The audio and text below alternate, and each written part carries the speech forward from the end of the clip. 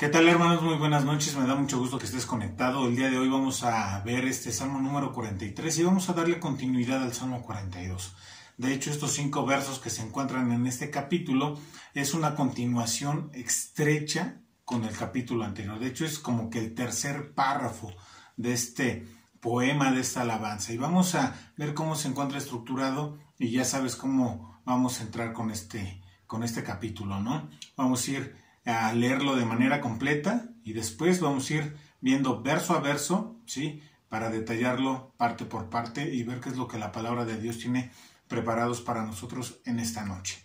Así que, hermano, te invito a que vayas por un café, una taza de té, de agua, de tu bebida preferida, ¿sí? Y que te enfoques ya en poner mucha atención a lo que nuestro Señor y Dios tienen para nosotros. Y vamos a dar inicio a este verso número 1 que nos dice: Júzgame, oh Dios, y defiende mi causa. Líbrame de gente impía y del hombre engañoso e inicuo, pues tú eres el Dios de mi fortaleza.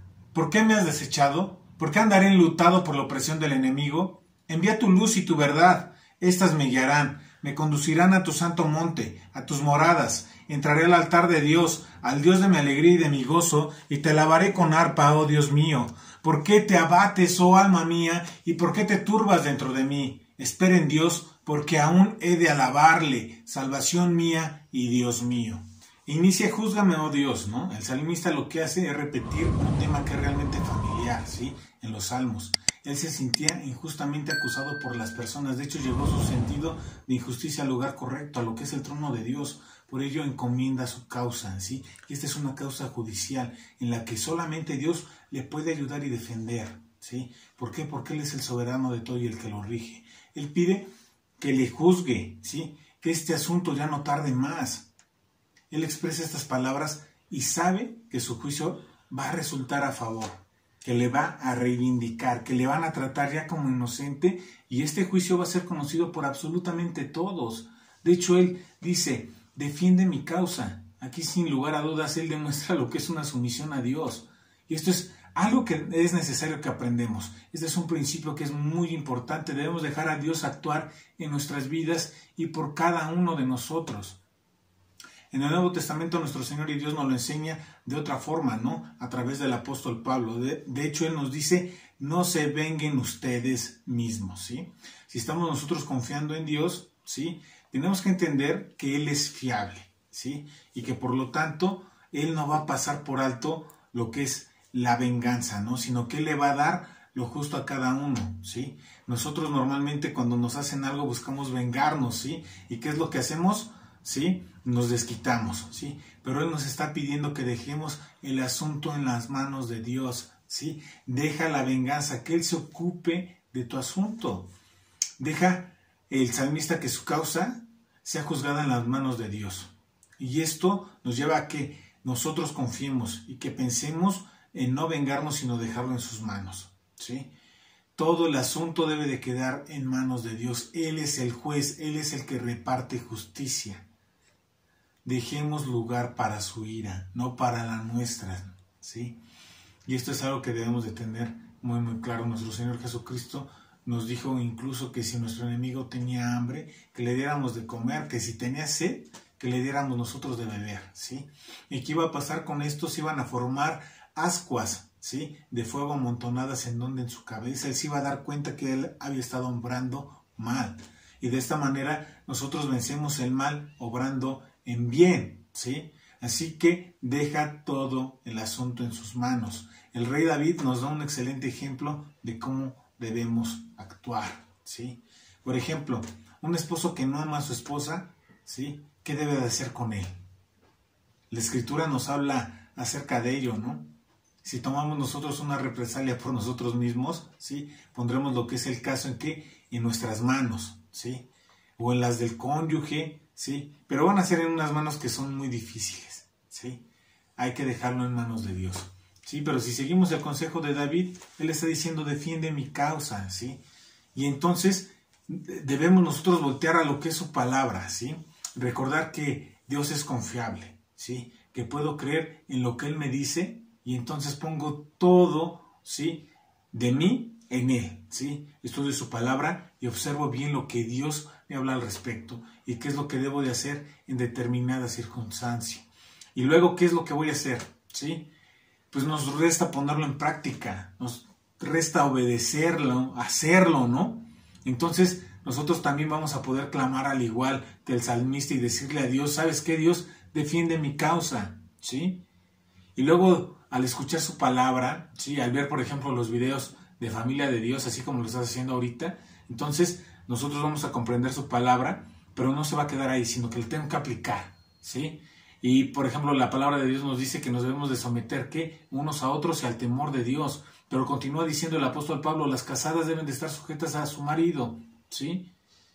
Pero esto también nos lleva a entender que el Señor es la cabeza del marido, ¿sí? Y todavía continúa diciéndole, ¿no? Al hombre, ¿no? Maridos, amad a vuestras mujeres, así como Cristo amó a la iglesia, poniéndonos un estándar altísimos.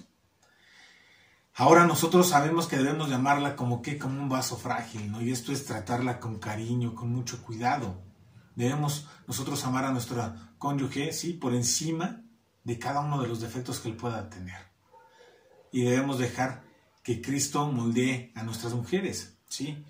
Tenemos que recordar que Él es el herrero, Él es el que da la forma, Él es el que la va a poner en el fuego, incluso a lo mejor va a necesitar unos martillazos para que se moldee conforme a lo que Él quiere y de esta manera como que bajarle la intensidad, ¿no? Así que deje el asunto en las manos de Dios, ¿sí? Ahora bien, supongamos que un matrimonio tiene dificultades, ¿no? El esposo deja de amar a la esposa, ¿sí? Y ella deja de sujetarse a él. ¿Acaso ellos podrán decir, Señor, defiende mi causa? Por supuesto que no. No hasta que ambos cumplan con la palabra de Dios, ¿sí? Y si ellos empiezan a apropiarse de la palabra, a tenerla en su vida a ellos, ¿qué es lo que va a pasar? Ellos van a empezar a caminar, ¿sí? Conforme al corazón de Dios.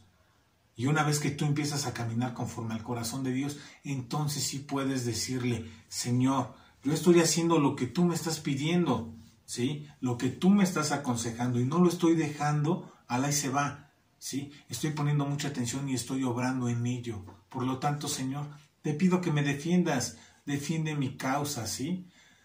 Y esto es algo que nos enseña este salmista, ¿sí? Quiere mostrarnos que cuando nosotros somos obedientes a la palabra de Dios, entonces podemos decirle a Él, ¿sí? Señor, júzgame, realmente estoy haciendo lo que tú me ordenas en tu palabra. Ahora, mira mis circunstancias y defiéndeme, ¿sí? Y nos enseña a dejar el asunto en las manos de Dios, sean cuales sean las circunstancias en las que nosotros nos encontremos, ¿sí? Y debemos de condicionar nuestra forma de actuar, nuestra manera de vivir, nuestra manera de obrar a la palabra de Dios, ¿sí? Y continúa diciendo, líbrame de gente impía y del hombre engañoso e inicuo. El salmista sabía la dificultad que es tratar con gente que es impía, que es inicua, ¿sí? Porque no solamente hacen lo malo, sino que también saben cómo encubrirlo y lo hacen con engaño, ¿no? En una situación tan difícil, el salmista lo que hace es lo correcto. ¿Qué es lo que hace? Clamar a Dios. Y nosotros tenemos que hacer esto. Muchas veces nosotros debemos cuestionarnos si está bien que me junte con mengano o con sutano, porque la realidad es que nuestras amistades influyen en cada uno de nosotros. Y a su vez nosotros aprendemos, ¿sí?, que tenemos que lidiar con gente que a lo mejor no es mucho de nuestro agrado por su manera de actuar, de ser, de vivir, ¿no? Y esto puede ser un vecino, un compañero de trabajo, un familiar, un primo lejano, quien tú quieras, ¿sí?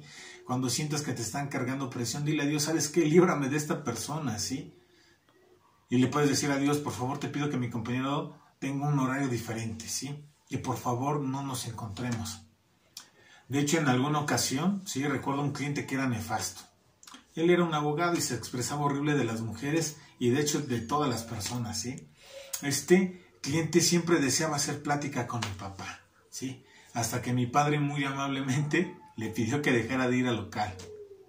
Así que pídele a Dios que te libre, pero también busca alejarte, busca distanciarte, ¿sí?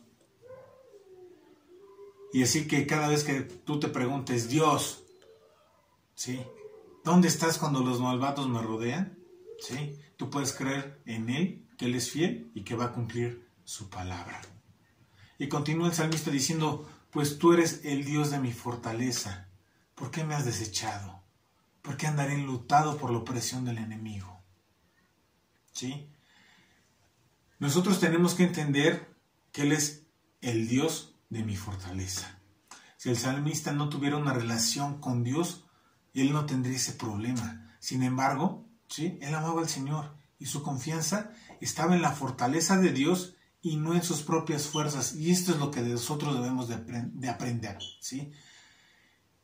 ¿Por qué él clamaba en estos momentos de necesidad o de circunstancias?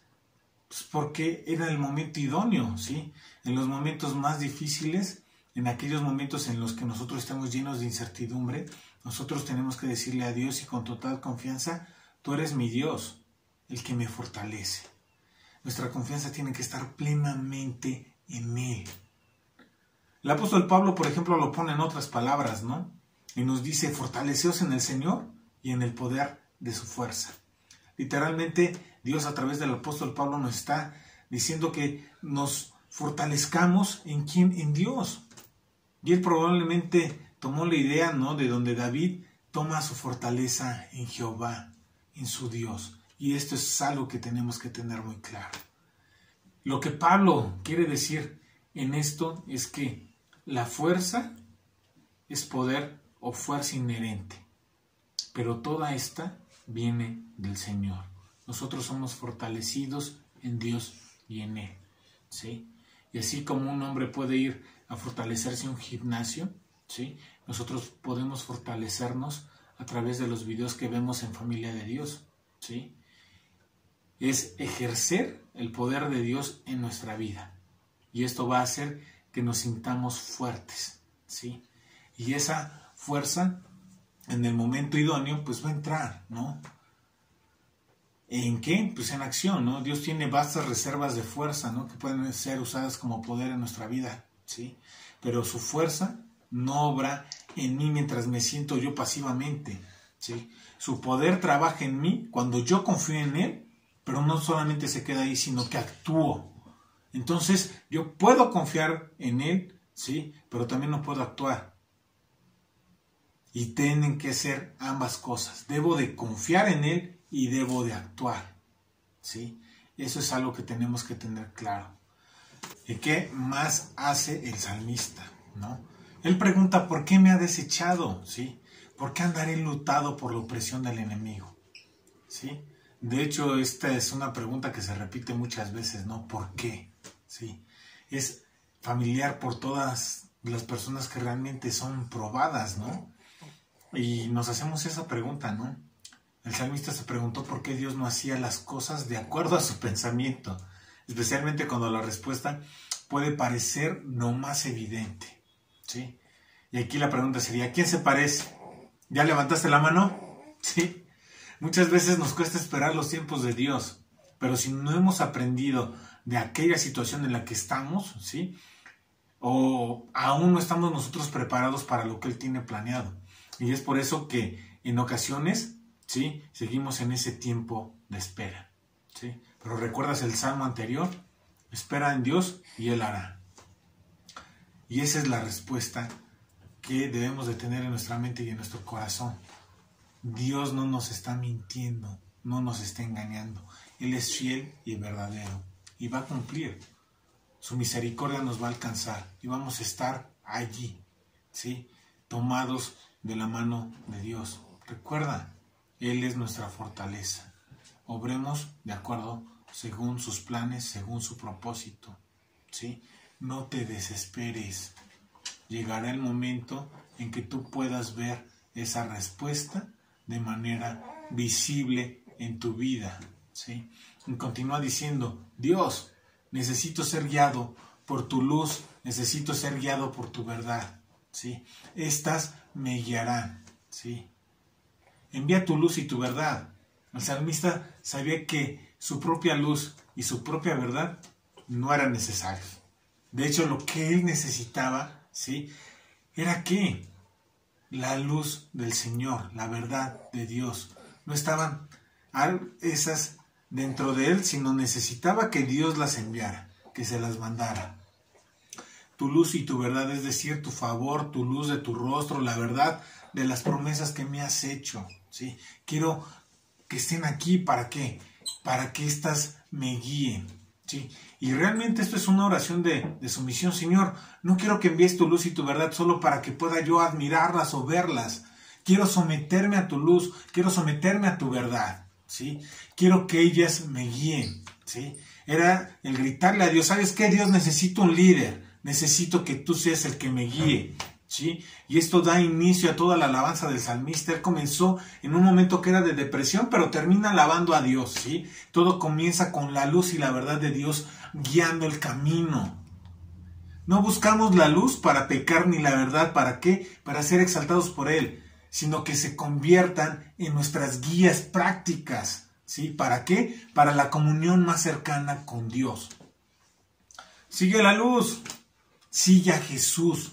Jesús dijo, yo soy la luz del mundo, el que me sigue no andará en tinieblas, sino que tendrá la luz de la vida. Jesús es la luz, deja de ser alumbrado por Él, ¿sí? Jesús, al ser la luz del mundo, trae luz a quienes le siguen.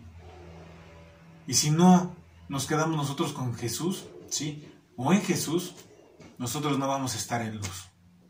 Pero no solamente se quedó ahí, Jesús también dijo, yo soy el camino, la verdad y la vida. Él es la verdad, en Él hay certeza, en Él hay fidelidad.